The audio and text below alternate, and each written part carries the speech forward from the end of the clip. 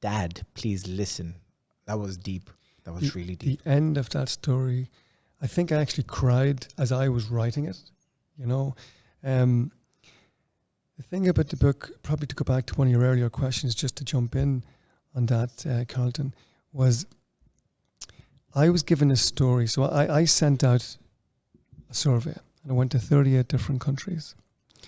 And the people who responded, if they gave a deep enough story, I would then contact them and then do a Zoom interview with them.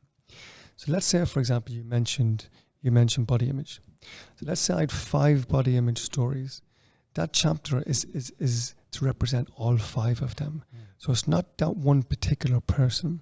So I had to be very creative to amalgamate all these stories. And I was very passionate I'm giving that individual a voice. That teenager, that child looked at me in the eye and told me their story.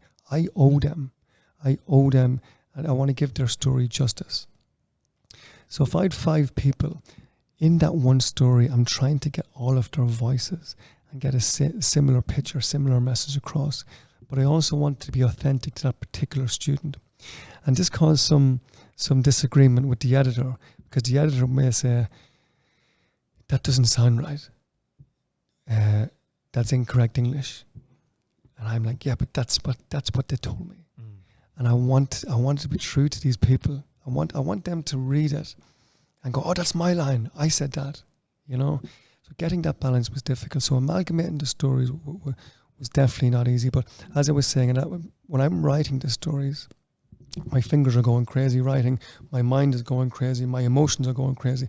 There's times I cried writing, and I'm the one creating it. Now I'm creating it based on the inspiration from the interview, but I'm creating that story, and that particular story at the end of it, when Livia, she looked out the window and she just said, Dad, I need help. You know, and for her to be able to do that, she was scraping the barrel. You know, she went through a horrendous day at school. Dad wasn't interested. But the whole idea of the response, to give the listeners an idea, that the part 1 is the story, part 2 is my response. Within the response, we don't say that Dad wasn't interested.